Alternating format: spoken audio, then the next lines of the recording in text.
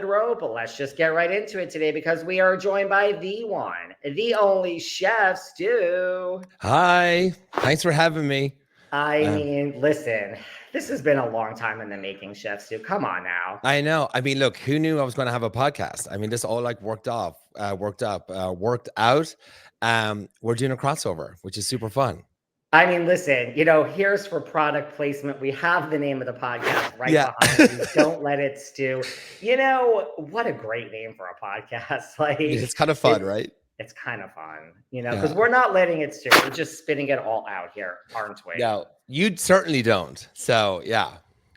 Are you, you're talking about pop culture, and everyone needs to tune in because I am on your show right after this. So everyone should tune in. We're going to talk about a lot of pop culture stuff. But I mean, are you loving it so far? Like, welcome to the podcast. Do you know what? Like, I was terrified of doing it. And listen, the only way I kind of felt comfortable, obviously, doing like Jeff's show sometimes in the after show and stuff, I got a lot of practice. So I kind of knew how it went. So when my friend came up with the podcast title, I was like, oh, maybe I can do this. And so it was always kind of in the back of my mind. And then when kind of Pat reached out, was like, hey, do you want you interested in doing a podcast? I was like, I think I can do one.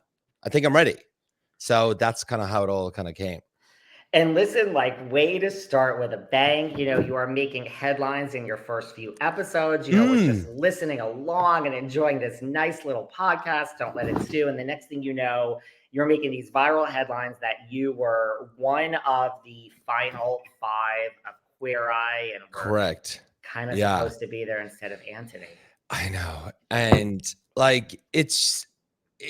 Just like back then when it happened, a lot of people don't realize, look, that was a really hard time for me. It was like a year where I was just so sad, so depressed about the whole thing. And I never knew the reason why. I did kind of find out a tidbit of information last week that pretty much the reason why I'm not on it is because of Tan, which I didn't say on my podcast, because a lot of people reached out to me after I kind of told, nobody knew the story. So it was kind of like behind the scenes, he was doing whatever, and which I was kind of like, okay, well, at least now I know that, because you always think that did I do something wrong? Did I fuck up or whatnot? Because my audition was perfect. We did the whole, they set up a kind of a fake kind of scenario with a guy. I would do the kitchen scene. I cooked a great meal for him. It was great. It was all awesome, and that's why I got chosen. That initially on that day. Why was it? Because there are a lot of things coming out. We'll get into it. Nothing to do with you, but why was it because of Tan France? He just didn't like you? I don't know. Apparently not. And we all went to dinner that night, and he didn't turn up to that dinner. And I was like, something's up. And he was with Antoni that night because I was like, hey, let's all go to dinner so we can all get to know each other better, because I was chosen. And he didn't turn up. And apparently he already knew that Antoni was getting it and I wasn't. So I was like, fuck. Did he know Antoni before? I'm just really curious. I have no ulterior motive. I'm just of course. I mean, I don't know. It's there's a big question mark over it. Maybe they hit it off during the audition process, because obviously I wasn't really talking to Antoni, because obviously he's a chef, so he's going for my job or I'm going for his job or whatnot, So so I guess they hit it off with JVN, and I got pushed out. I don't know. Wow, it's crazy. Yeah. And Antoni was in the mix, when you were, final, whatever, you saw him circulating. So there was, of course, because there was one set of 5 guys, and there was another set of 5 guys. So I was group 1, we'll say, because I was the one that got chosen. And then they had the backup, because, I guess what can happen is, you can get chosen. What if someone didn't want to do it or didn't want to sign the contract or whatnot? Then they have a swap out, But yeah, it's crazy. Wow. Yeah. Do you go through, because I just interviewed an actor, Paul Adelstein. He was in Shondaland. He went on to great things. You've gone on to great things. You have a product line, you wrote a book, but do you go through that? You say you were depressed for a year. Is it well, I don't know why I wasn't chosen. What's wrong with me? Or do you go to that? Listen, let's just be honest. The first Queer Eye was one thing. The second Queer Eye, everyone made $1 gazillion. Sure. Yeah. Do you go through that?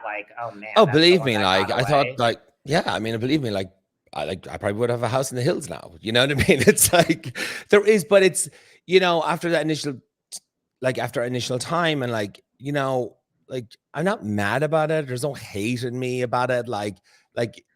I'm not holding any grudges and stuff. It's just, I just kind of told my story because they were in the news with all this, someone getting fired and all this kind of stuff. So I was like, oh, here's my story. It wasn't out of like, I hate them or whatever, you know what I mean? But yeah, I mean, look, believe me, driving around Los Angeles and seeing billboards, it was a bit of a sting. Yeah. Yeah. You're only human, right? Yeah, I mean, of course. And I moved to Los Angeles to do television, to be a host. And, I've done lots of Food Network shows. I've done other shows. I've written 2 cookbooks. Like I love doing it. Like, I just love doing the television thing.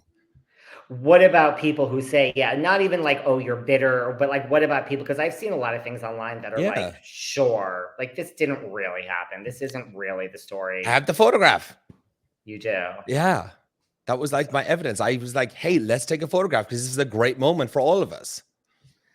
It's all about the receipts. If Bravo has taught us one thing. No, because I was reading along, I hear a lot of things, and then you do get to the point, you're like, well, there's a picture, guys. I mean, yeah.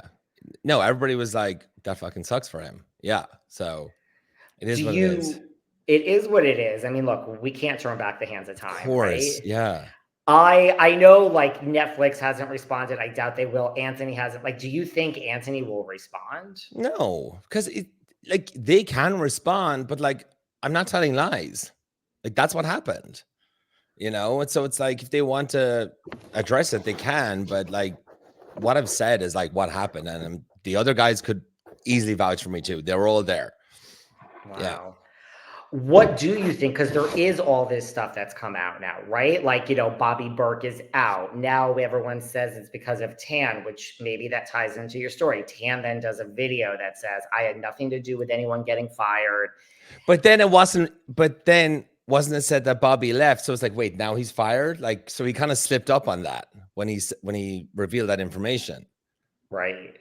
Yeah. True. I didn't even think of that, but that's true. What about, all this other stuff that's now coming out about JVN is apparently a monster and a nightmare and they're hard to work with? Yeah, it's all that stuff. I mean, look, I never experienced that, obviously in the beginning process, and the audition process, but I mean, it seems to be so many sources, there's smoke, there's fire. So I kind of would believe it. I'm like, wow, should I start watching Queer Eye? If it makes you feel any better, I don't watch Queer Eye. So I didn't either. I just too triggering. It's triggering for you. I'm just like, I mean, now Jeremiah Brent from Rachel Zoe Project is in. Do you listen? You are a prominent chef about town. Do you ever in this chef and cooking world? Do you ever run into Antoni? Is he a celebrated chef in the food world?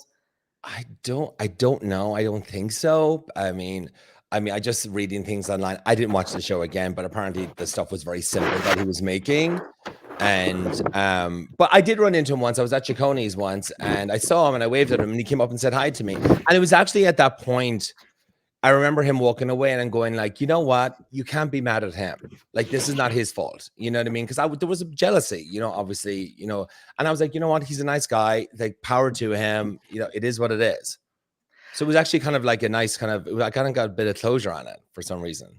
And I mean, he must know, I wonder, he must know that somebody was there before him and he came in at the final hour, I would think. Maybe. Yeah, I mean, he knew I got chosen. They knew the 5 got chosen because we're all going on the we're all going down to the car park afterwards to get our cars and leave. You know what I mean? And we were all talking about it. Yeah. Well, listen, with all the drama going on now, maybe you've dodged a bullet. Yes. Everything happens for a reason. Everything does happen for a reason. I truly believe that in life. Yeah. Everything does happen for a reason. Now, Jeff Lewis, let's just segue.